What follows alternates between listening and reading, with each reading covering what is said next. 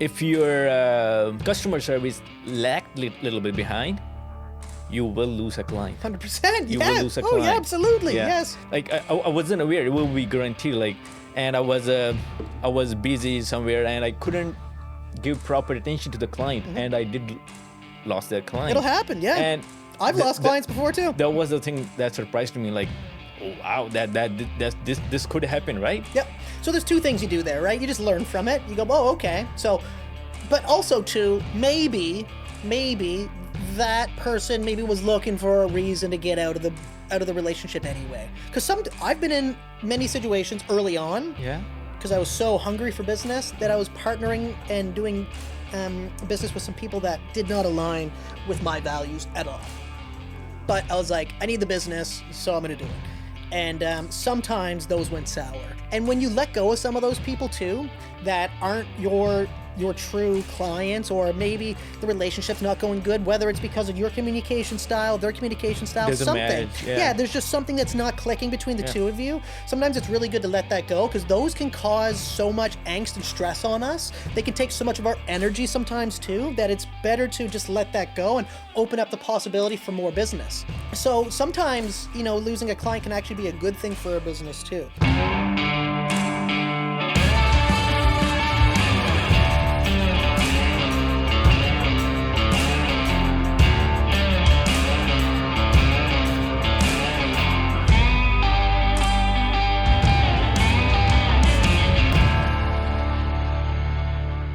Ladies and gentlemen, I am super excited today to bring an amazing guest onto the podcast. Today we have the pleasure of speaking with Manraj Sran. And Manraj is a new real estate agent here in St. John, but he has been absolutely crushing it. He's done 7 deals in the last 6 months, which is wild for a new agent. So I'm super excited to talk to you, to hear a little bit about your story and what inspired you to get into real estate, what's worked for you so far, and how you've enjoyed everything here at the Wolfpack and at eXp. So, Manraj, super excited. So just want to say thank you very much for coming in to spend some time here today. Yeah, thank you, Brandon, for giving me the opportunity to come here, do this podcast. I'm excited. You're very, very welcome, my man. Yeah. And so for everybody back home, Manraj is a super ambitious and super knowledgeable agent coming in, and just he's. It's been a pleasure working with you, man, because you and I have gone out a couple times, doing some different things, door knocking, collaborating together, open houses, stuff like that. Anytime I call you, you are right on it, right on it. Even kind of like sent some leads your way and stuff, and man, you have serviced them so well. So it's just, I'm always thankful to work with very ambitious people that are looking to take care of business. And I guess so, to get started, what got you inspired to be a real estate agent, Manraj? What's your story for everybody back home right now? Yeah, so I was working with Air Canada before, and then I started working with TD. Okay. And after those successful jobs, I thought like house is the biggest investment, like for some of us, that we do in our whole life. Absolutely. So I wanted to do it with like full honesty and give the right information to the client, so that when they come home after their job or after they are done working, so they can feel like this is my house. Like, right. You know what I mean? Help people get settled into a home that they're happy with. Helping people find properties that they're excited to go home to, right? That's right. So you were with Air Canada for a while, and TD Bank, was it? Yeah. Nice. Okay. What were you doing at Air Canada? At Air Canada was customer service. Yes, sir. Okay, cool. Customer service, yeah. Nice. So, that would have been crazy. Geez, you would have really sharpened your teeth with a lot of just learning how to manage clients and stuff there, right? Yeah. Sometimes you get so many angry customers. So with delayed flights. Especially with Air Canada. Lost baggage. Lost baggage, wrecked baggage. Yeah. So I think those How long kind were you of there? jobs, 1.5 years. Okay, cool. Yeah, so those jobs kind of helped me in sales too. Absolutely. Yeah. Well, all of it does. That's the cool thing about sales. Like, even myself, I don't even consider myself a salesperson, because I'm like, I've never considered myself a salesperson. I never thought I would ever be in a position of sales. I was in the military for a long time. I always worked in like trades, commercial diving, odd jobs here or there. I did welding for a little while, and I never thought that I would be in sales, but I don't think real estate is even really sales at the end of the day, right? Yeah. We're more so consultants. Yeah. We're more so advisors. Yes. Right? We're helping consult and advise people through the largest transaction of their life. And you can't sell it to somebody, right? You can't be like, this home is the one for you, and they're like, no, it's not. You're like, oh yeah, look. I mean, geez, have you seen the floor here? Yeah. Look at the view. This is you. And they're like, no, it's like you can't sell it to them. Doesn't Right? work. It doesn't work like that. No, exactly. People know. So it's like it's very consulting, and it's very relationship based too, right? It's very getting to know your client. It's all trust. Yeah. So you've done 7 deals in your first 6 months. Yeah, I did. That's incredible, man. So what has been some of the things that have worked for you early on to have that kind of momentum coming into the business? So for me, it was social media. Nice. Yep. Putting content on social media, be active 7 days a week, like no breaks, and attend community events outside. 100%. And join community groups on social media, like WhatsApp groups. Smart. Yeah, and go to events, to like a party, or so those kind of events did help me a lot. Yeah. And another thing, open house. Open houses, yes. Open houses. Yeah, absolutely. So I was just messaging every agent in our company, like, do you want me to host your open house? Yes, and they were like, sure, go ahead. Yeah, so yeah. I was doing open houses, and You've done a couple with me, and you and I have gone around and handed out flyers for open houses and done a whole bunch of stuff together. Yeah, you came right in and were just willing to do absolutely everything. And you know what, though? That's what you need to do when you're starting off. Yeah. So somebody said this to me when I first got in the business, and it's real estate is like, if you picture it like a plane taking off on the runway, it takes a lot of energy and a lot of fuel to get that plane off the runway. Yeah. But once it's in the air, then there's less energy needed, less fuel, less energy expelled from that plane. But at first, you need to have all that energy to get it up. Yeah. If you don't, you're not going to get in the air. It's right. Actually very necessary to do what you're talking about. And I think, what you just said is great advice for anybody back home. Like, starting off in real estate, you almost need to be 7 days a week, nonstop, willing to do whatever it takes to get started, to prove yourself, because that's what it is at first, is proving yourself, right? Yeah. And unfortunately, that's the way that it has to be, because you need to get people's trust. You need to earn the respect and earn the trust of everybody, and then you do that through relentless work, because you don't have the experience that everybody else has. So that's great advice, man. Yeah, I have a few clients, like I showed them around 10 to 15 different houses, and it was just not clicking in. I said, okay, take your time. Like, there is no rush. You can take your time. I'll show you as many houses you want, and we'll put an offer, whichever you like. Like, at the end of the day, you are the one spending money. Absolutely right. Yeah. It's got nothing to do with us. It's got nothing to do with us, right? We help navigate them. We help answer the questions. We help do the contracts. We do the negotiating. We line up, help with the resources and things like that. But it's up to the clients. And the nice thing about doing all those showings is you get a lot of experience going into all these different homes. You start to see a lot of different home styles. You see different construction aspects. You'll see different aged homes, different locations. There's all this learning that goes on as you're walking through homes. At this point, I'm not surprised by most things I see, because I've been through so many homes, right? Yeah. 7 years in the business now, over 125 deals, and think of how many homes you had to walk through in order to get those 125, right? Yeah, it does build that trust too. Like, you are showing them so many different houses and not just pushing them, right? So they take their time, see what they like, and you put an offer, and then just go on from there. Absolutely. And going through all those homes, yeah, you get a lot of experience walking through homes. And then also, I like watching the clients too to see like, what are they looking at? What are they concerned about? And the more homes you get to go through, and then the more deals that you're part of, and the more inspections you see, you start to see certain things come up that you get to watch out for your clients, right? There's certain kind of like red flags you'll keep an eye on. That's right. You know, like looking to see if there's any signs of moisture, looking to see if there's any type of like plumbing, let's say like high-tech plumbing, right? It's like those are red flags that you want to bring up, make people aware of so that they know what they're getting themselves into. There could be insurance issues with that. Yeah. May have to be replaced at some point, things along those lines. Like, so this is a industry that the learning never stops, which I think is a reason that I love it, because you're always learning something, and it's always changing too. The market's always changing and shifting, right? That's right. So Yeah. that's a cool aspect, and that's why it's nice to kind of plug in and do the market updates and figure stuff out like that.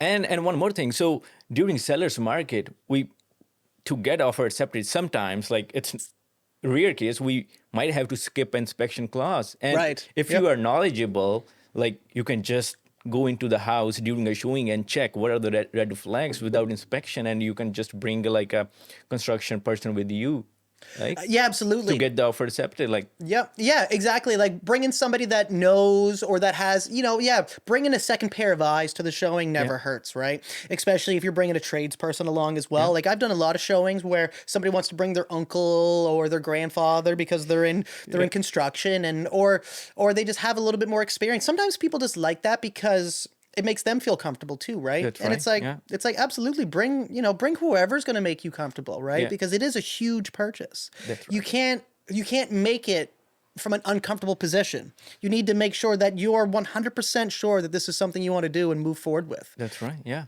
And that, and that's the best kind of outlook to have. So then you worked at Air Canada, TD Bank for how long were you at TD Bank?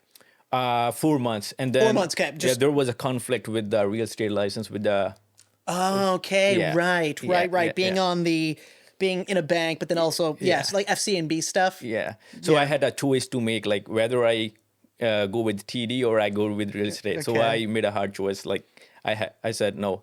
This time I'm going with real estate. Nice. I'm getting my license. Well, I think you made a good Yeah. choice there. Yeah. Are you happy I with that did. choice? I am happy. Yes. Absolutely. Yeah. Yeah. Yeah. So I this. thought you would be. Yeah. So this is that was a tough decision I made, but I'm pretty excited. I'm pretty happy with that decision, and it's going pretty good for me. You and I were just talking as you came in before the podcast started, and you were telling me about a event that you hosted for New Year's. That's right. Talk about that a little bit. So you hosted a huge.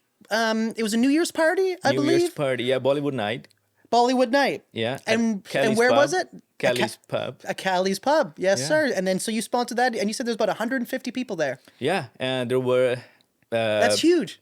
huge, and there were DJ, appetizers, food, all that, and booze. Nice, right? Well, Yeah. I mean, that's a great way to socialize. It is a great way to socialize, and there's all kinds of different sponsoring events. Like, and then you guys also did a event. Was that in November at the Qplex Qplex, as yeah. well? And I was at that one too. That had a great turnout too, and all kinds of food, and Yeah. seeing you work with Jazz and with Shabaha and then Hamish too. Hamish, Like, yeah. Hamish. And it's just really cool to see you guys kind of working, but then to see the community rally behind you guys too. Yeah. There's so many people that show up for those events. Yeah, so that's our main motive, to bring community together, to put our name out, to put our brand out, so that when we go out, we don't have to introduce ourselves. Like people know like who that is. So it's funny. So one day I was going to Kent, East Side Kent, and I was shopping I don't remember what was it, and there was a advisor came. He said, "You are Keys with Manraj, right?" I said, "Yeah." Keys with Manraj, Keys, yes. Yeah, they don't say you are Manraj. They say Keys with You're Manraj. Keys with Manraj, because that's your Instagram handle, right? Yeah. I said, "Yeah, I am." Yeah. He said, "Yeah, I follow you on social media. I watch your content, and How weird of a feeling is that at first? it was surprising for me. Like It is, yeah. But after some time, it's kind of exciting. Like It is exciting. You feel good about you. Like people know about you, right? Yeah, Like, yeah. you are doing something good. That's why people are knowing you. That's why they follow you. If you are not doing the right thing, nobody's gonna know who are you, right? Exactly. And that's the power of social media and being consistent, like you said, and showing up and putting in the work and doing activities and growing the brand. We were talking about that right Yeah. before we started the podcast too, the power of branding. Yeah. And it is so powerful. And that's just an example right there. Because so you're going on 1 year in March, you said? Yes, March will be your first year in real estate. that's right. And you're already developing that brand. That is so powerful. And the brand is going to be the most valuable aspect, in my opinion, of business moving into the future. You know, it used to be how good can you market? How many dollars are you spending on advertising? Yeah. A lot of it's coming down to branding now, right? Where a lot of people are making decisions just based off of who they follow, who they're inspired by, who's giving Yep. them value. That's the other side of it too, right? Finding ways to give the community value. Yes. Whether it's through information, whether it's through some type of entertainment, whether it's through community events, whether it's through sponsoring, like you said. Yeah, so everything is changing. Like people are buying houses just from watching you on social media. Yeah. Like Yep. going on YouTube and 100%. and see how knowledgeable you are. 100%. Yeah. Because they get a chance to feel like they're building a relationship with us, right? So Yeah. it's almost it's putting the ball in the potential client's court. Yeah. Where we're putting ourselves out there, which in reality, you know, we're opening ourselves up to a whole plethora of comments from people. A big reason people don't put themselves out there is because they're scared for the input they're going to get back. They're scared of what people are going to say about them, right? Yeah. And that's what scares most people about making content. But if you can get past that, then what you're doing is you're now landing in front of potential clients who then get to watch you and go, do I like his communication style? Yeah. Do I like what he's talking about? Do I feel like he's somebody that I could work with? And most of the times they'll figure that out before they call you. When they call you, they're already in. They're already sold. They're Yeah. like, hey, I've been watching you on social media Yeah. and I want you to help me find a house. Yeah. You're not being interviewed. Yeah. You're just pretty well showing up and servicing them, and then now you're building the relationship with them that they've already feel like they have with you. I've shown up to properties before and met a client for the first time. Okay. And they're like, I feel like I'm meeting a celebrity. And I'm like, no, I'm just, I am like the regular. I'm just a regular guy. Just a regular guy. I'm a real estate agent. I put out content to give value. You know, flattered by that kind of comment. But it's like, you know, you can't let any of it get to your head. You just have to realize that, you know, we're doing this for the value that we can put out there, for building our brand, for the clients. It's just, I think it's the best way to scale brand too, right? Because so for example, on my YouTube channel, I just checked the analytics this morning. Yeah. I'm at about 9 hours of watch time per day. Wow. So then, and that's just from the relentless kind of posting, you know, years of doing it. And you build up this base where people are kind of watching your content all over. So then you get all kinds of watch time. But then that's my lead generation. Instead of me going around knocking on doors for 9 hours, instead of cold calling for 9 hours, Yeah. that's the content working right now while we're doing the podcast. That's right, Which will also turn into more content. Yeah. So that's why I was saying that the whole procedure, kind of everything is changing. Technology is changing everything. Like you are doing everything from home. You don't have to go out in the winter, do door knocking and get the door slammed on you, right? You can just create the content that's just sitting at home. Absolutely. And then so then we can create it at home, and then we send it out, and the algorithm, if it's good content, it'll get in front of the right people, right? And that's what's so nice about using social media. Yeah. And you have to actually take it serious too. Like you have to block the time to do it. I think that's what a lot of people don't understand. And I think it's a big reason why a lot of people don't post all the time or don't post consistently, because it does take a lot of time to make sure that you're putting a good piece of content out there. That's right. Make sure that you're putting good descriptions in there. And then you do that on multiple different platforms. We have LinkedIn, we have TikTok, which has actually been doing very well for me lately. We have YouTube Shorts, and then you have Facebook, and then Instagram, right? And it's like you have to post on all of those. If you're posting multiple times a day, that can be 14 different places 14 different things you have to post, kind of thing. Not saying it's hard work. I was in the military. I did all kinds of tough things that were genuinely hard. But this stuff does take time, and you have to allocate time for it in order to post consistently. And I think a lot of people miss out on that. What have you used to stay consistent with posting? What's been your strategy? So for me, I have a calendar where I put like from this to this, like for example 9 to 10 I'm doing this, I'm doing this, because in real estate you don't have any like a boss or any manager looking up on you, That's right. like pushing you, do this, you need to take a break now, do this now. So Right. you have to be Disciplined. yeah, disciplined to do whatever you need to do, like do Yeah, your it's true. time management skills. 100%. Yeah. 100 time management is so important in real estate. And the fact you're realizing this now early on is so impressive too. It is crucial to manage your time, because you can easily get carried away with things that feel like you're being busy. Like you could call a friend and talk Yeah. to a friend for an hour. Yeah. And it's like, you know, that might be nice. It might make you feel good, but is that maybe the best use of your time when you should be doing something else for lead generation, for some income producing activities, right? Yeah. Especially when you're starting off, that's what you need to be focusing on, and that's where you're going to get the momentum, and that's where you're going to get the plane off the ground into the Yeah. air. To then when you can flick it on autopilot every once in a while, and it's going to stay floating because of all the energy you use to get it into the air, right? Yeah, that's right. So I think first couple of years are very crucial for the real estate career. 100%, yeah. And I just want to put it out for the. I also consider myself still a brand new agent. Absolutely, yeah. So just a little advice for people, like to getting a license doesn't mean you will start getting leads from the first day. Like Exactly. sometimes you have to wait 2 months, sometimes you have to wait 3 months. Yeah. So you need some saving, and I think that time is a great time to put content out. 100%, absolutely. Like put your name out so that people Absolutely. can know you. And after that 3 or 4 months, your hard work will start paying off and you will start getting leads. Exactly. So we were talking about that a little bit as well, and it's just like going to the gym, right? Yeah. So if you go to the gym every single day and you're doing reps every single day, your muscles are going to get bigger. So if you are putting the reps in every single day on social media, if you're putting the reps in also in real estate by going out doing the showings, asking, you know, calling all your colleagues and saying, can I do an open house for you? Can I do something for you? Like, give me something that'll get me exposure and experience, being relentless with that. And the more exposure and experience that you get, the faster you're going to grow your confidence to become a good agent, right? So the faster that you can get all this exposure early on, the better. Going to open houses, just, you know, going to showings, doing as much as possible. It's so important starting off. What other advice would you give to agents? You know, I know that you're not even a year in yet, but you at least could speak to agents that are just getting in the business, right? Like, so what else would you say is important to them? You know, let's say like. So first of all, I will say, pick up your phone.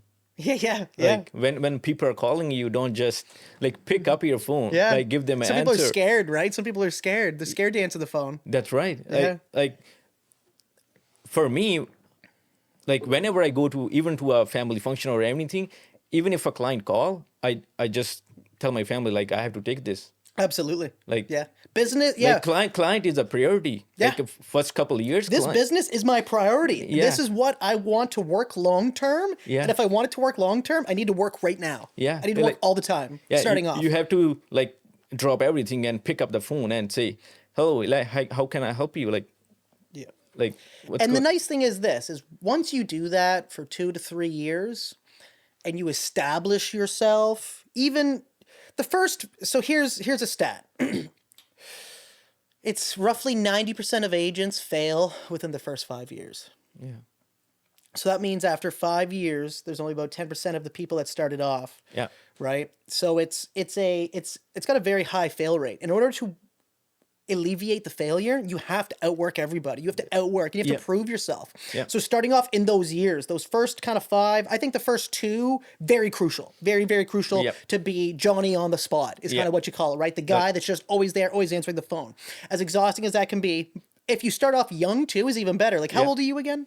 I'm 27. 27. There we go. Okay. Yeah. So yeah, exactly. So 27. That's similar to when I started. When did I get in the business? 25. I got into 25 years old. Yeah. So at the time, you know, lots of energy, right? Let's use that energy to my advantage. I want to be the guy that's always answering the phone. I was answering the phone at 10 o'clock at night. I would do the same thing if I was at a family dinner. I'm like, this is important, right? Yeah. Yeah. As you grow as a real estate agent, that's not completely maintainable. And you have to learn to then set some realistic boundaries Yeah.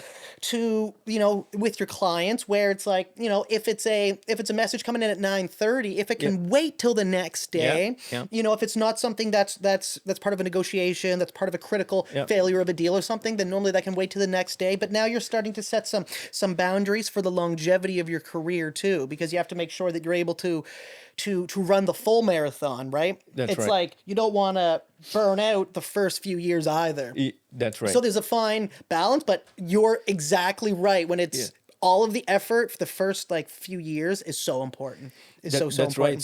So to burn out completely in the first couple of years, that's where the time management skills come, right? Yes. Like you get to know like when do you need to do this stuff, when you manage your time further throughout the day. You use your calendar, put your stuff, what's important, what's not important. So Yeah. And it's awesome that you're learning that so early on, because it's like I'm thinking about this and I'm thinking, so when I first started real estate, Yeah. I was at a different brokerage than I am right now. Okay. Than we're at. I was at Keller Williams. And I didn't fully understand this. Like I didn't start using a calendar until I missed my first appointment, which was like a year and a half in. okay. Because I was starting to get overwhelmed. Like there was Yeah. so much going on. I was trying to log Yeah. it all up here. Yeah.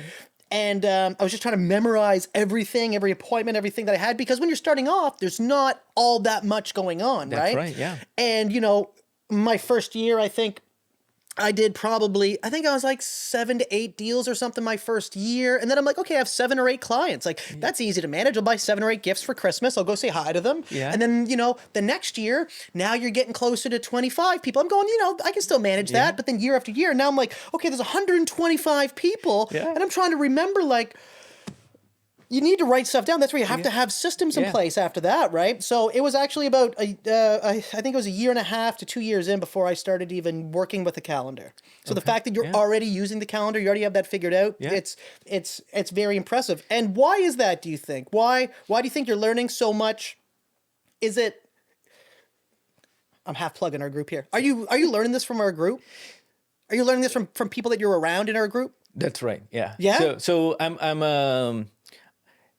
I'm getting guided from Wolfpack too. Yeah? So and my sponsor from Jazz. Absolutely. Oh, Jazz is Yeah. she's a powerhouse. There's Yeah. nobody better to learn from. Yeah. She is excellent. Yes. yeah. So, you are in such good hands there. I am, and I really appreciate that I went to Jazz before I started my career. I met Jazz and I called her, and I was with her one of her showing too. So I said, I'm getting my real estate license. So what do you think? Should I go into eXp or like what's your opinion? And she said it's turning out great for me working with eXp. So and she told me all those good things. So I said, sure, I'll take a chance with eXp. She's so smart. She's so business orientated and Yeah. just a very good person. Talk about brand. She's very good at branding too, That's right? right, yeah. She came in the business and just made a bang. Like I think everybody kind of knows her name at least. Like she's so well known around the city in such a Yeah. short period of time. And that's what's so exciting, right? I feel like real estate used to take so long to build a brand. Yeah. You need to be in the industry, 30 years before like the whole city knew you. Now with social media, we have so much more reach. We have so many more tools at our hands to scale the reach faster, which is a huge benefit to us. So if you are not learning over time, or if you are not adapting those changes, you will left behind. Absolutely. That's 100%. Yeah. Like you have to keep adapting. You have to go with the change. What's happening? What's on social media? What's a social media algorithm is doing for your content? Like you have AI, learning how Yeah. to use AI as a tool that's going to help you save time so that you can put your time where it's the most important, right? A lot of people think like AI is going to take our jobs as real estate agents, but it's like, no, because real estate is always going to be a relationship business. I don't Yeah. think people are going to want to do business with a robot. yeah. I think that you're going to need that human emotion connection with your clients, because you can't replace, I don't think you can replace that Yeah. with a robot anytime soon. But what you can replace though is the mundane tasks that take us a Yeah. very, very long time. Yeah. So like, let's say for example that we're doing a write up for a property. Yeah. We can write up, how we would normally do it, but then it's like we can throw that into an AI system and say, put some more finesse on it, and then now it can polish up a product for That's us right. that can be done a little bit faster to save us time, so that then we can go out and do more marketing for that property instead of spending way too much time on a write up, right? Yeah. And or even kind of like polishing up an email. You may have a thought in your mind going, I know what I want to get across here. Yes. Let me put this into ChatGPT. It does this really nice kind of change around of the email. And it's like, it's not to replace anything that we're doing, but it's to save us time so that we can put more energy and time into what's actually important with the clients, right? And I think that's a smart move. Like when you have those type of technologies, so use it to what extent you can. Yeah. Absolutely. You have to use the tools that are in front of you. And that's why I'm always so excited. Like I actually love all the technology and love learning about it and love learning how to use it all. It can help to build authority, because then you get to show what you know to people, right? Where, let's say, for example, here's something that kind of blows me away.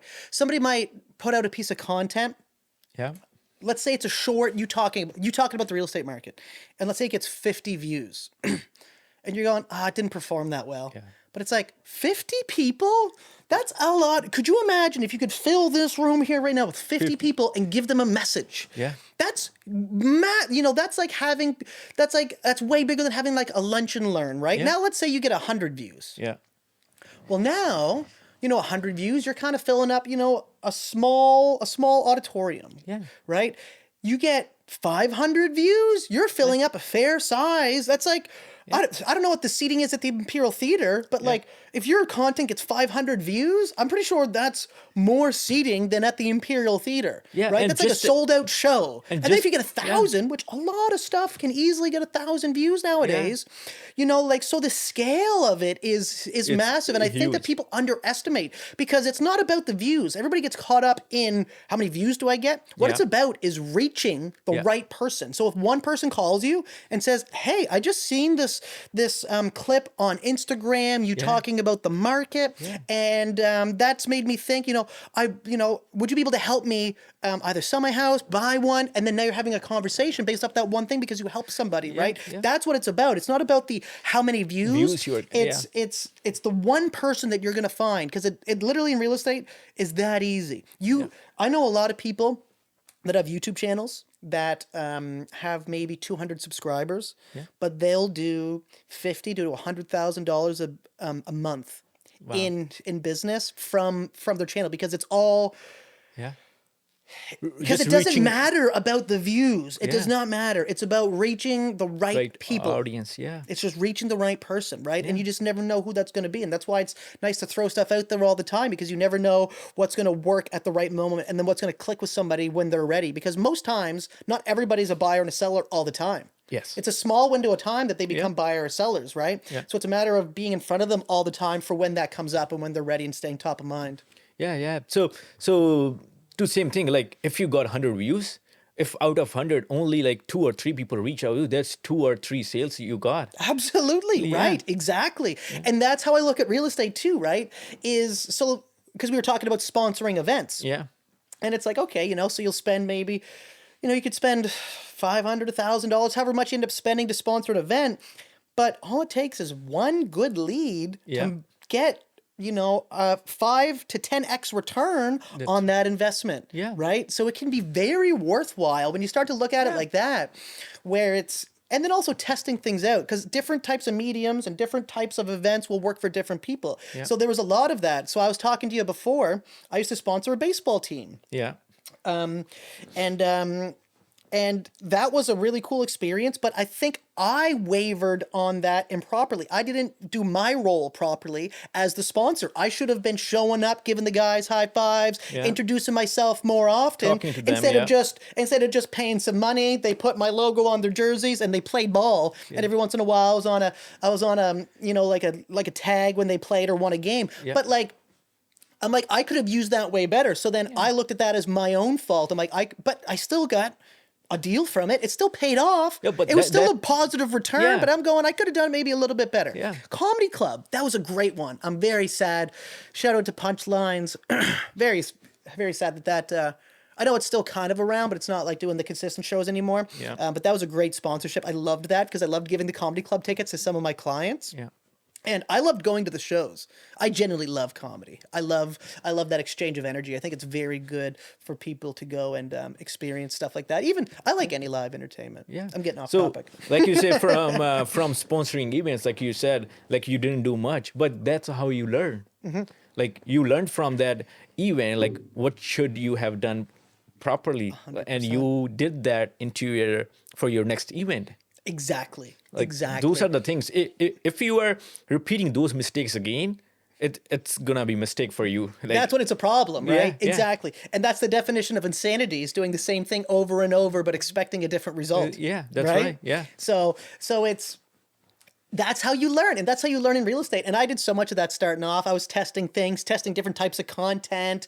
I'm like, what if I started off like this, or what if I do something funny like that, and then I almost look at it like I'm a scientist with the content, going, I want to try a little bit of this, or try a little bit of that, or sprinkle this over here, and it's fun, man. It's honestly genuinely fun because we get to put ourselves out there. You and I having a genuine conversation here right now. Yeah.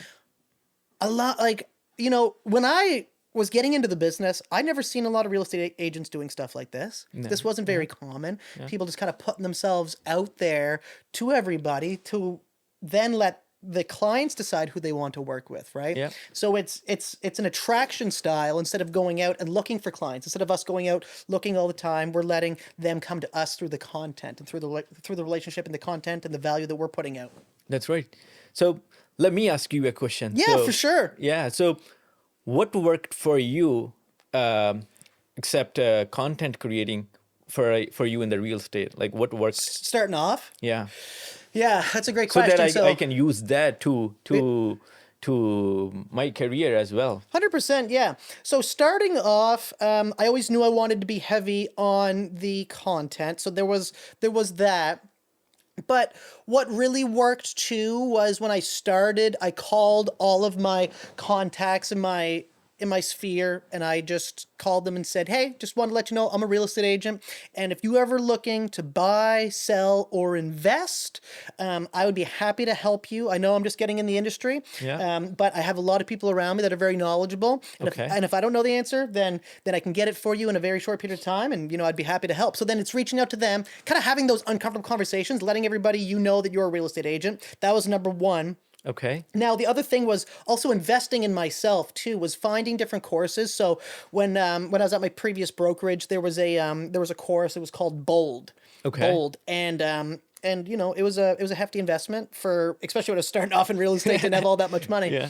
But I was like, okay, you know what? A lot of people are talking good about this, and I ended up going to do that, and that really pushed me out of my comfort zone. So then that was about going around and talking to as many people as possible. So within my first kind of few months, I was going around knocking on doors, just introducing myself with my grandfather, because he was in the business as well. So it was shadowing a mentor, putting myself out there on social media, doing the uncomfortable stuff, and just really the trial and error, just kind of going through to see what works. I never really got into cold calling, did a little bit of door knocking, always brought my business cards with me, and just, I feel like my learning curve took a little bit longer. Just, I didn't have maybe the right direction. I wasn't, I was, I think a lot of people that were around me were great and amazing, but I wasn't maybe getting the lessons that I should have gotten. I wasn't getting the lessons that I should have gotten.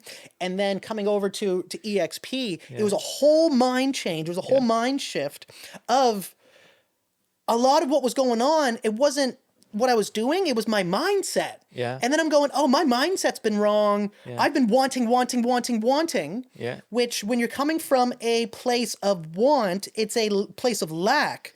So you're coming from a place of lack instead of coming from a place of abundance, right? So when you're kind of like feeling like you need a deal, it's not as enticing to work with you as somebody that's that feels like they're going to get the deal no matter what. The deal will come regardless if it's you or the next person, right? Yeah. Because I know my value.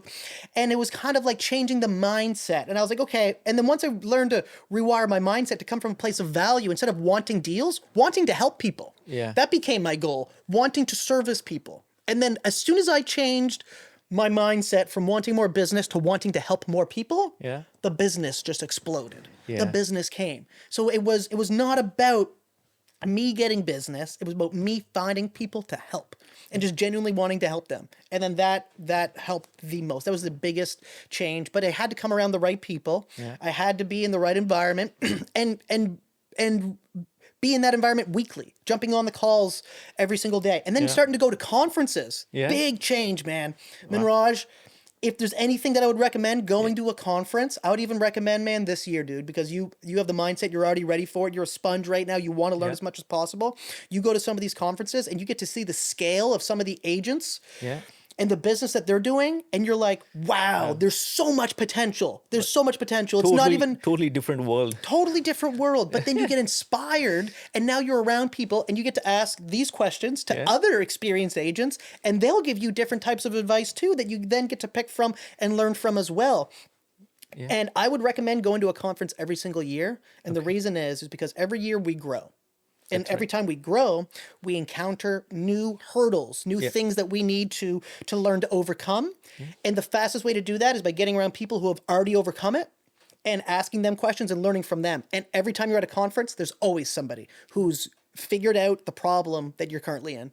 Yeah. So for that, so the Wolfpack group that we have, that helped me a lot too. When I started off, like if I need any recommendation, like I'm working this electrician, I'm working with this plumber. What do you guys think? Like, is he reliable? Like, Yeah. I just get answer within 5 to 10 minutes. Right in our group chat. Absolutely. And I love to hear that, because a lot of people think that eXp is not for new agents. So what's your experience been with eXp as a new agent? For the people that say it's not for new agents, because I hear that often, and we have many examples right now in our group here today that are new agents, have never been at any other brokerage. They joined eXp in the Wolfpack and they're crushing it.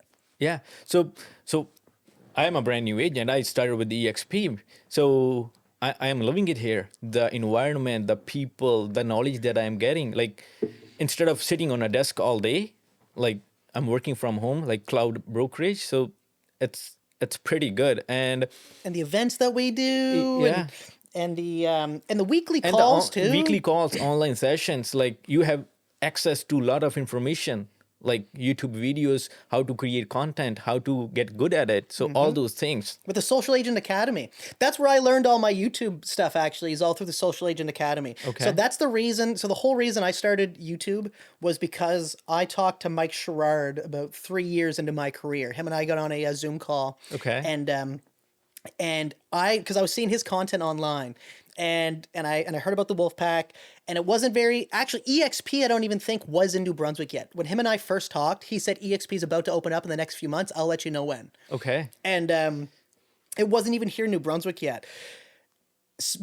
But he said, for now, I'm going to give you some tips. And I ran with those tips. And I just, and I started watching the YouTube, doing the YouTube, and then just started, that's where I've grown my business. And I'm so thankful I did. Because at that time, Manraj, there was a lot of people that were like, what are you doing? Because nobody was really on YouTube. Yeah. When I put out a market update on YouTube in St. John, there was really nobody else doing anything like that. There was nobody else putting out videos like that at all. I had nobody to really compare myself to like go like where's some things I could learn from? There was other marketplaces. I'm not saying I'm the first agent ever in any city, but in St. John, there's still not that many people even doing it, right? And so when you look at competing, so like real estate agents, there's all kinds of real estate agents, but if you look at agents that are on YouTube, there's only a few. Ooh, yeah. So it's like there's less competition in that sphere. So it's like what a great area to Start.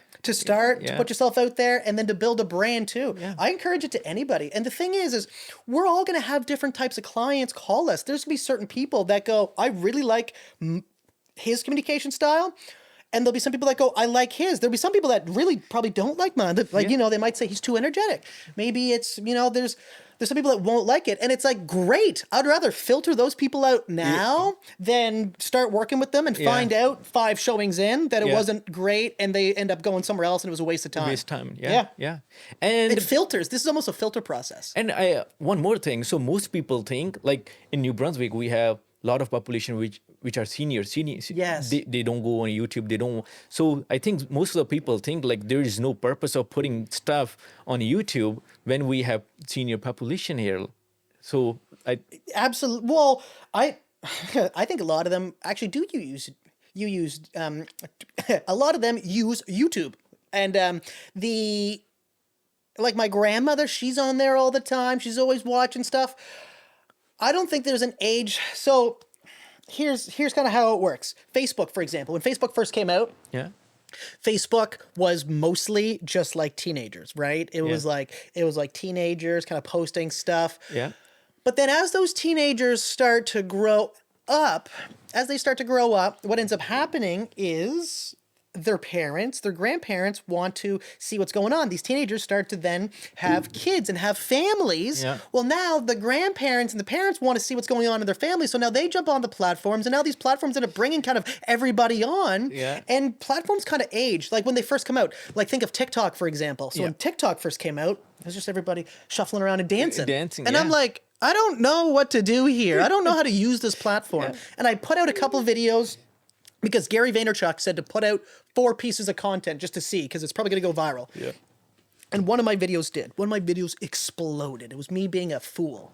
Okay. It was me being a fool. And of course, it exploded. And I was like, this is terrifying. I don't know what to do on this platform. So I kind of stopped for a while. But what I'm finding now, I'm going, oh, it seems like there's a more mature audience on TikTok right now. Yeah. I'm seeing more maturity on there, less of the silliness, more actually like real information, real value. And the algorithm is pretty powerful on TikTok too. Yeah.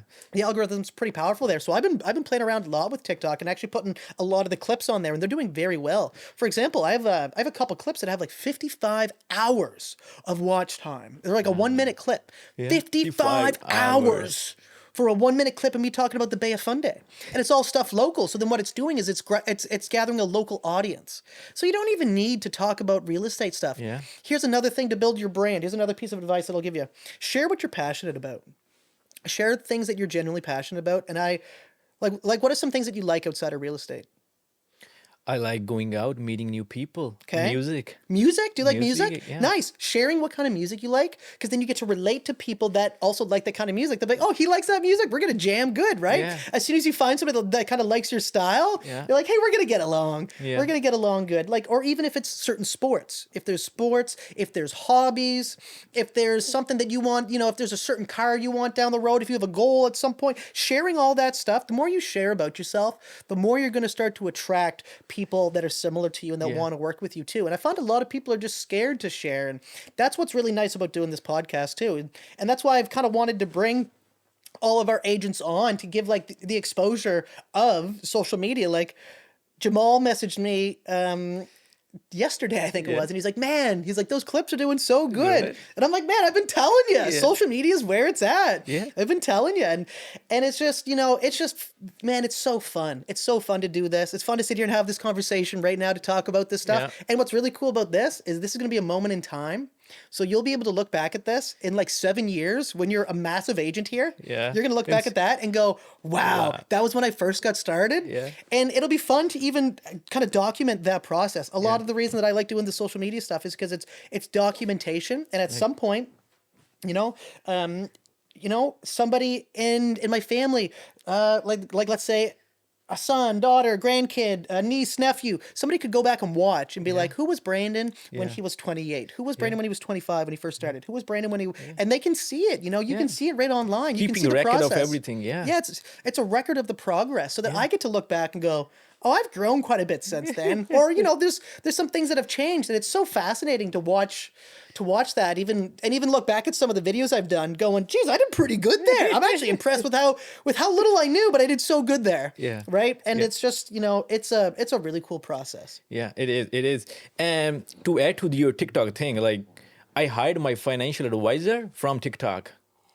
Like I was just scrolling TikTok and I came You across hired- I hired yeah. your financial advisor. Yeah. Yes, sir. Yeah. Okay. Are they local or are they somewhere else? No, they're from BC, British Columbia. There Yeah. you go. Right. Yeah. Right. Because, and that's another thing. That's a great point. Real estate is no longer just a local business. Yeah. Right. So 10, 15 years ago, real estate was very geographically isolated to where if a house came up in St. John, Yeah. it was somebody in St. John that was going to buy it 90% of the time. Now, it could be somebody from anywhere in Canada, right? Like Yeah. that's why I think it's important to do videos, because it's like not everybody can come and see the house. We need to be able to show the house in as many different ways as possible. We need to talk about the area as if people don't know the area. We need to highlight certain aspects of the house, and not even just the house, but the location, the area, certain things. And we can't assume that everybody that's looking at it knows what this area is like or what these certain things are, right? So it's finding ways to communicate it to a larger audience, because we're no longer geographically located to just a city. It's now nationwide, where it's all across Canada. Yeah. And you know, I've worked with so many people from Ontario and then helped them buy homes here, especially where we have some of the fairest priced real estate in all of Canada. Yeah. When it comes to the average home price, we have one of the lowest bars of entry.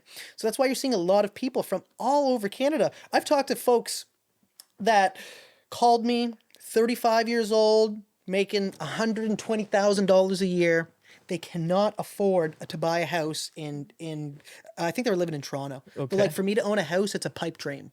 Oh. Because they're like, Price. because the price is so crazy. They're like, for me to own a house here in Toronto is an absolute pipe dream. So I'm looking at coming to New Brunswick. Okay. And it's like, you know, that person's making a pretty good living, but unfortunately, They can't just afford it. but they can't afford it. So that's why a lot of people have been coming to New Brunswick too. Also, a lot of people are now realizing the great lifestyle that we have here. Yeah. The slower paced, all the nature. We're right by the ocean. There's so many benefits.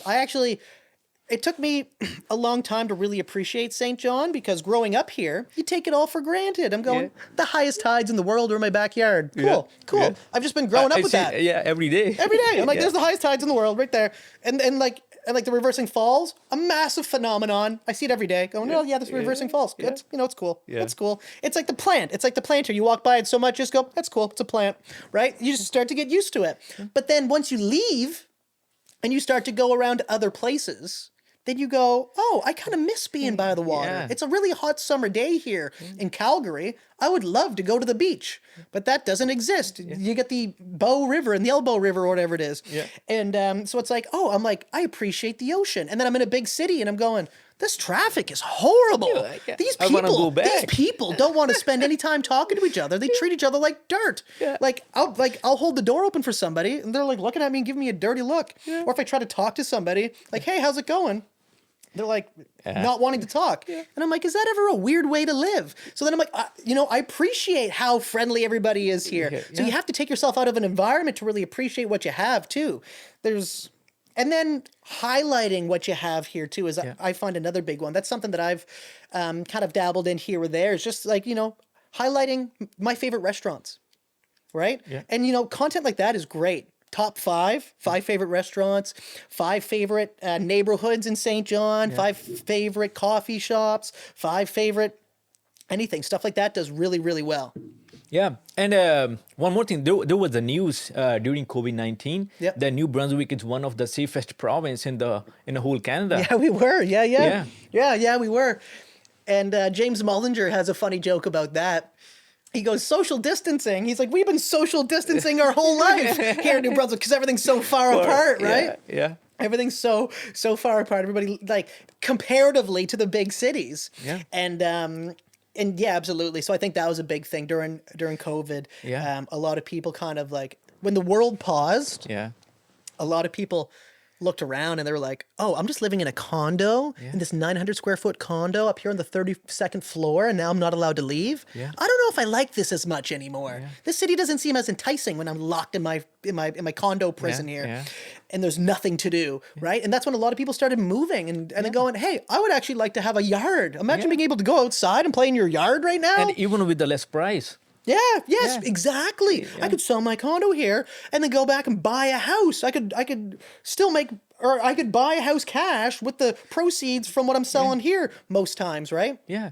Depending on the timing and stuff like that. But yeah, absolutely. Yeah. Like the And I think we had a huge impact during that time period after COVID-19 in New Brunswick. We have a huge impact, like people moving from Ontario, from BC to here. yeah, we did. We did. We And seen a it lot of changed our real estate market. it did change the real estate market. You're Yeah. right. It did change it completely because we were in a buyer's market for a long Yeah. time. It was kind of a balanced buyer's market. Yeah. And the prices in St. John did not change for 10 years. Yeah. From 2010 to 2020, Yeah. the prices pretty well remained the same. They went up a little bit in the summer and But they went yeah, down in the winter, yeah, and they go yeah. up a little bit in the summer and down in the then- winter. yeah. And then 2020 hit, and I remember being like, what is going to happen here? I Yeah. remember Is real I estate remember gonna- watching Yeah. watching news articles before people were even talking about it around here. I remember watching stuff going on in Wuhan and then all this kind of like outbreak stuff, and I was talking to some people here and they're like, "Don't worry about it, Brandon. That's just the news. That's Yeah. not going to affect us." Yeah. Well, 2 weeks later, affected everybody. Everybody. Yeah. And people were thinking like, is real estate gonna just stop? Are we gonna go out of jobs? Like, Right. Yeah. Right. What's going to happen? Right. Yeah. Because everybody's now kind of scared. Like, it's like, is the world ending? You Yeah. know, I think there was a little bit of that too. Right. And it's like, I did not know what to expect because we don't know how bad something's going to be. But what it did though, is it shifted, it actually sped so many things up. So what I found too, Zoom calls. Yeah. I hated doing Zoom calls because I'm a very much in-person person. I like to read the body language. Yeah. I like to see how somebody's kind of reacting to what I'm saying because that Yeah. helps me understand and feel better about what I'm saying too. Yeah. And it's some nice back and forth because you Yeah. got this energy flow. But I didn't have that through the screen. I'm going, oh, this is a little bit weird. Yeah. You're just kind of like talking to somebody's face right Yeah. there, a little bit odd, right? And I really didn't like it. But now that's sped up the learning curve, I think, for people adopting technology too. And then also people kind of like working from home. This whole working from home thing Yeah. changed how a lot of real estate is New done. things started. Because most people actually found they were more productive working from home because now they're not spending 2 hours in traffic. Yeah. They might be able to do a little bit more work. They're not, maybe I know everybody's a little bit different. I think some people said there was more distractions at home, but a lot of people said they actually worked better. Now, I don't know if that was because I did a video on this a long time ago, actually. It Okay. was a highly studied video that did very poorly. But I think it was my thumbnail that was bad. But it was highly studied, and it was like most people said that they were more productive. And I was studying this during COVID because I'm like, this is going to change the way that real estate is done. Yeah. Because if people are now able to work from home, that means that they can have jobs and live anywhere. Yeah. Which is going to change the dynamic. Because normally the problem in New Brunswick has always been there's not enough jobs, not enough work. Yeah. Well, with working from home, that completely changed that, right? Yeah. And I think there's still some of that. I know a lot of people that are able to still work remotely because now with computers, technology, Zoom calls, and if you have to fly in for a meeting every now and then, you can work for companies all over. A lot of places are trying to get back into the office, but I think it's changed things forever, man. Yeah, it did for sure. So I know some people who are working in a Toronto office, but they're living in New Brunswick, Yeah. all because of these remote jobs, like doing everything online, working from home. Like, Yeah. like it's like 13, 15 hours drive away, but they're still working. Yeah, right. And it's and then normally too, they're making good money working for these companies and And paying less for the house. yeah, Jelaine was doing it for a little while. She was working for a company in Ontario, an insurance company, and she just wasn't overly passionate about it, but it worked for the time being, right? Yeah. Like and it's so awesome to see. But you wouldn't have seen that pre-COVID. You would not have seen that. So it really sped up that whole situation. Sped up a lot of technology, I think. That's right. It changed the whole thing. Changed the whole landscape. That's right. And then it really made real. And then it was that time that made real estate now a national thing. That's when everybody started looking around at other provinces going like, where would be a better lifestyle than it is here right now, right? That's right. And a lot of people started looking around. And I mean, even to this day, like as of right now, it's what, the 7th of January? Yeah. And I've had probably 3 people reach out to me since the start of the year that are from Ontario that are looking to move here relocate eventually. here. Okay. Yeah.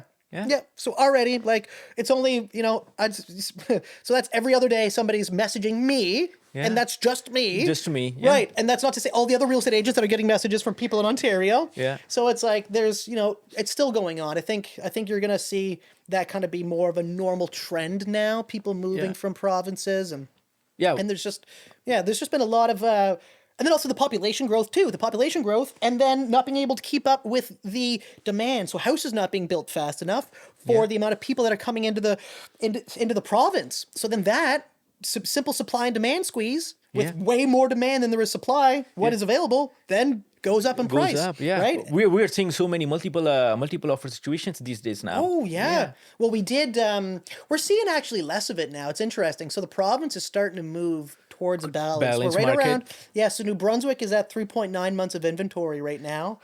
St. John is 3.5 months of inventory. So you know this. Yeah. Anything that's 4 months or less is a seller's market. Yeah. Between 4 and to 6, balance. balance. Yep, and then 6+ is a buyer's market. So we're starting to get closer to the balance side. I wouldn't be surprised if you see us kind of ebb and flow between balanced and seller's market this year. I think as we go into the spring, you'll probably see it kind of dip back down into the seller side because I think a lot of activity naturally picks up. Yeah, But for sure. but it's been interesting to study the charts too. I've been building out charts. I'm not sure if you've seen on my website there. I did, yeah. Yeah, I've been building out to try to watch the trends because I've just been really into charting lately, kind of like going like, okay, what are the trends from before so that we can help to have a better idea of what's going on in the future. Not that it's always going to remain the same, but you can see trends kind of predict a little bit. and then you can start to see divergences happening slowly, right? To go, oh, it's starting to separate a little bit here. It's starting to get a little bit different. So you can kind of get ahead of it a little bit by analyzing those charts too. Yeah, so this is the best way to give some knowledge to your clients as well. Like this is what happened previous years. This is what's gonna happen in the next year, so you can plan accordingly. Like Value. what you want to do. Giving them some value because it took me quite a few hours to sit there and gather all of that data and then build out a Excel sheet to make a chart. And then now I need to build a website that is able to hold that chart and figure out how to do all this using ChatGPT is how I did it. I'm not a coder, but I built this web page out using ChatGPT and I said, talk to me like I'm 5 because I have no idea what I'm doing, but I need to code this website so that it does X, Y, and Z. Yeah. And then I had the chart on there and it wasn't the right shape. So I had to like say it's too small, blah, blah, blah, blah. And then it like fixed it with all this code it would give me that I inputted on it. But it was helping me. So I was using ChatGPT to like be my coder, which would normally cost somebody hundreds to thousands of dollars to have somebody do that for them. Yeah. And I was able to do that with just a little bit of time of just sitting down at the computer for, it was like 2 or 3 days, but like 2 or 3 days of like 8 hours of just focused talking to ChatGPT and getting it to code, trial and error. But that was a really cool experience because I'm going, if a guy like me can use ChatGPT to do this, the sky's the limit. Yeah. We can, like anybody can do it because I did not know coding. I did not understand any of that. I'm not a website designer by any means. Yeah. But I was able to put it on there and it's, and it looks pretty decent. Yeah, that's where technology comes, like helps you a little bit in your daily lifestyle and save you some money too. Absolutely, like, instead of money going and to- time. Yeah. Because instead of me sending that to somebody and they may have been like, okay, yeah, it's the holidays because it was kind of over the holidays. Yeah. It was like just right around like the end of December. I think I started really getting into that. Okay. And like end of December, even October-ish a little bit, but most people wouldn't have wanted to do that over the holidays. So it's like I was able to fill that time and be effective during that time using ChatGPT and just taking the time to learn. Yeah. And that's where a lot of agents can get ahead. So like you said a while back, you need to use the technology that we have or else we're going to go out of business or at least not be as effective for our clients, right? Yeah. So it's like when people don't have social media accounts, when real estate agents don't have social media accounts, I'm like, why? Most people are checking social media every single day, 5,000 times. What a better way to market somebody's property than to grow a brand on social media that gets extra exposure on top of realtor.ca. That's right. Why not build platforms and build these systems that can get your clients more exposure? Yeah. And I don't understand why some people would not want to do that. I understand that it's challenging, it's a learning curve, and that it takes time. But it's like, at the end of the day, I think it's a value to the clients to learn to use these tools, right? Yeah, it does take time at the first, but once you are doing it like again and again, like practice makes it perfect, right? Absolutely. Once you're doing it daily or twice a day, like you just adapt a habit of doing it. Like Yeah. Yeah. I was afraid of doing videos first of open houses, like standing in front of the house, showing the house around. I was afraid to do it, but Yeah. once did a couple of them, and I'm feeling pretty comfortable with it. So every open house I hire, I just do a video before, like do a house tour, just with my phone, like Yep. nothing fancy. Just No. take your phone with you and show the house across. Like this is what first bedroom, second bedroom, third bedroom, bathroom. Right. And Because by doing that, you may have, let's say there's 6 families that come into the open house. But because you did that video of the open house got 300 views, 400 views. So now you just brought way more people. Could you imagine telling your clients we had 400 people come through the open house here today? That's probably the most people have ever been through an open house ever, right? But you're able to get those metrics now just by doing that, by doing social media, just by posting it in another platform as well. It's amplifying and compounding how much exposure you can get for your clients, and it's so smart. Use the tools that are in front of us. Why not? Yeah. Sometimes, like a buyer, the person is busy that time, like the Yes. open house time. They can just watch your video and call you. Like, I do need to book a showing after some time. Exactly. Like, And that's all right. Exactly. Just giving them enough interest so that they're like, hey, I'd like to actually see that in person. Right. Yeah. And then that's exactly what it's about. That's exact. All right. Well, so we covered your story, covered a little bit of that. What's your experience been like in the Wolfpack so far? What have you enjoyed the most about it? for me, I think it's people, the knowledge that I'm getting from those people, those agents, and using that information, that knowledge from other agents in my career, so that I can get more deals, more clients, and make my business bigger. Absolutely. And the collaborative environment that we have is so conducive for that. So like I wish I had what we have right now when I first started, Yeah. because it would have sped up the learning curve so much. And it's awesome to see agents coming in like yourself and like a few other of the new agents that we have that are thriving, doing very well, right? And especially for their first years in business, like some people come in and they do like 2 deals their first year. Yeah. And they're like, okay, that's all right, next year will be better. Yeah. And like and especially in 2025, that wasn't a simple market. It wasn't an Yeah. easy market either. So the fact that we have agents coming in and then thriving in these market conditions right now is so incredible to see. And I'm just so happy that that you're doing good, that it's able to provide the value, because it's something I seen very early on. I seen all the value that Mike provides and the culture that the Wolfpack has for collaboration and genuinely pouring into other people, because that's the thing with eXp. Is it incentivizes us to actually pour into the agents that we sponsor. Like if you do good, then I'm doing good, right? Yeah. So it's like you want to help everybody, and then it's so much nicer to work with a group of people that actually care. That's right. It's so much nicer to work with a group of people that actually want to see each other do good, that are cheering each other on, instead of secretly tearing each other down behind the scenes. I think that there's a lot of that. And I think the reason is just because there's a lot of insecurity and maybe a lot of the wrong mindsets. Yeah. I think the mindsets can be of lack, of want, and of need. And when you have those mindsets, it's an energy that radiates off of you. And even though you might not be saying it, people can feel it when you're coming from a spot of wanting, needing, and not feeling like there's enough. But when you come from the mindset of there's all kinds of business out there, because there's all kinds of clients for you, there's all kinds of clients for me, there's all kinds of clients for everybody in our group all the time. Yeah. And it's that mindset that keeps us going out there, and then that radiates and that attracts. That's an attractive mindset, right? So it's profound what we've been able to do. I have another question for you. Yeah. And go ahead. No. Okay, you finish. So there's another thing. So when you prepare to get your real estate license, they don't train you how to talk to people, point. how to write conditions and all those stuff. They don't teach you how to be a real estate agent. They teach you how to write contract. They teach you how to get your license. So like by the time you get your real estate license, you don't know how to get business. That's right. You don't understand branding. You don't understand marketing. You don't understand negotiating. You don't understand. What you understand is the real estate contract law.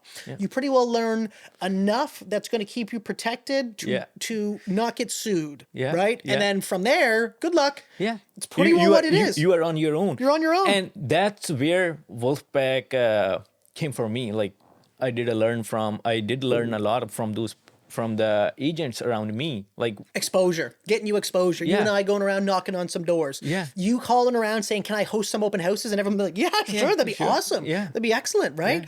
And you know, I remember that one day I was at a closing and I had a guy call me. He's like, "I'm driving down from northern New Brunswick right now. I want to see a house. Chances are I'm going to buy it." And and then I was like, "Man, I'm at a closing right now. Like, I have to go somewhere right after." I was like, "Geez, I don't have time to manage this guy." But then I called you and I was like, "Hey man, could you help me out here?" You're like, "Yeah, sure." And I was like, just help this guy. And boom, done deal right there, right? And it's like, that's awesome. That's incredible.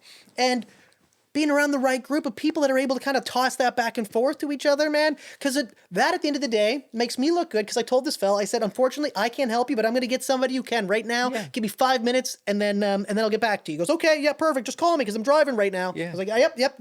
You know, definitely will." And then you were right on it, right? So it's that's a resource to me too, because then that makes me look good at least. You know, even though I wasn't able to service the guy, I found somebody who could, and you took care of him. Yeah, and you kept your word. Like, the person must be thinking, like, Brandon kept his word.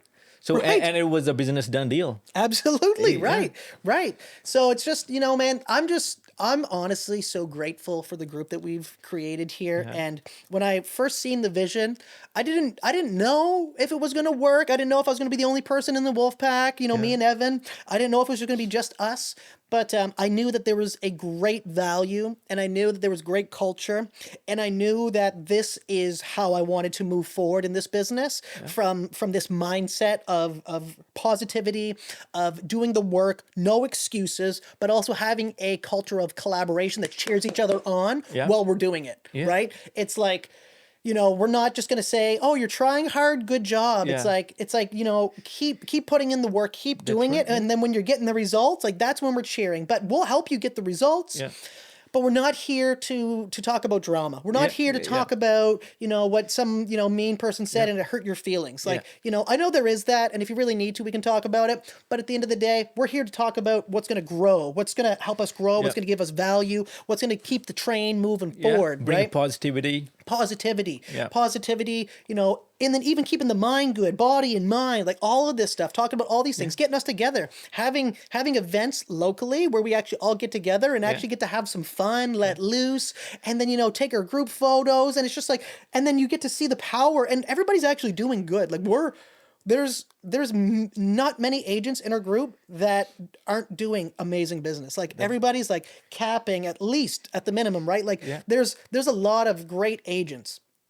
And I think when you're surrounded by great agents like that, it just becomes second nature. Like, your environment is so important, right? Your environment is so important. So the question I had for you is, what's one thing that's surprised you since you've gotten into real estate that maybe you didn't expect or know coming in? So for me, sometimes, like, if your customer service lagged little bit behind, you will lose a client. 100%. You will lose a client. Oh, yeah, absolutely. Yes. So I was like, actually, you know like what? You're going to lose a client at some point regardless. Yeah, it was like 100% guaranteed.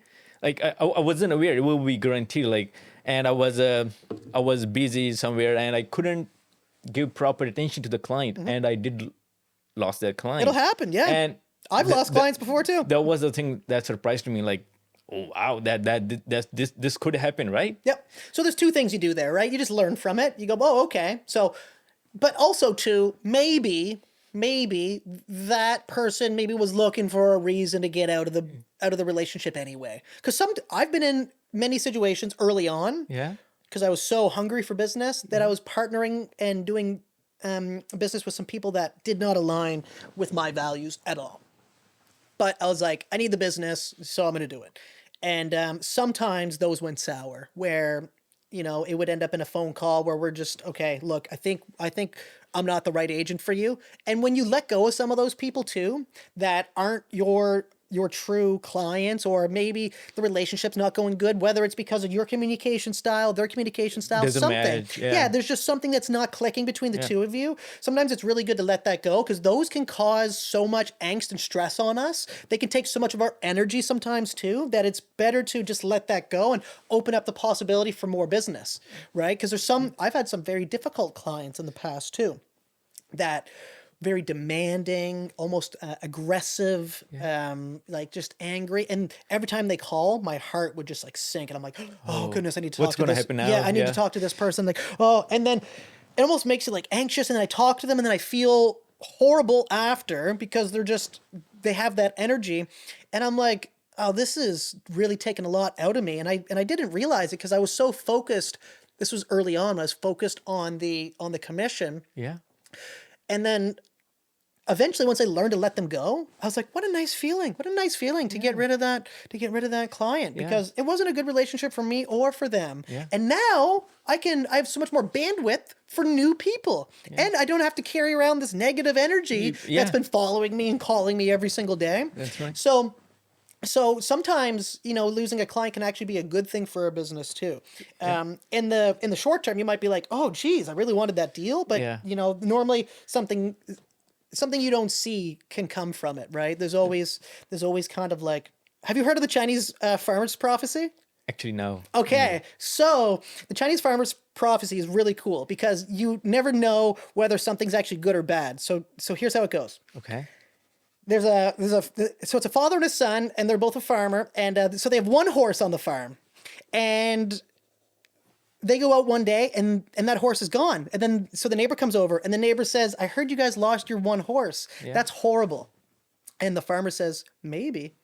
Then the next day, that horse returns with a whole herd of horses. Okay. So it's like, oh, wow, look, now all these horses are here. This is so great. This can be so great for the farm. It's incredible. So the neighbors come and they go, that's amazing. And the farmer says, maybe.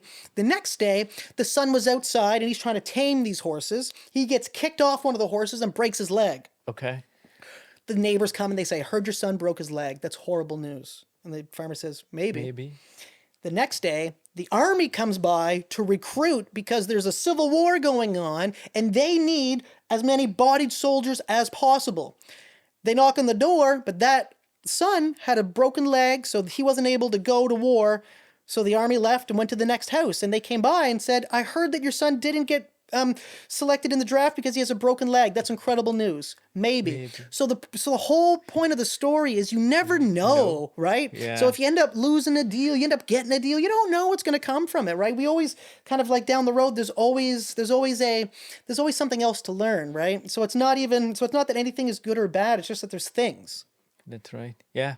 I think it does happen. Like maybe you kept your negative energy away with that client. Right. Or you saved some of your time. Like you could have given that time to another buyer or seller who wants to do business with you, who's enthusiastic to work with you. Yeah. Absolutely, man. So save time, save your energy, and headache.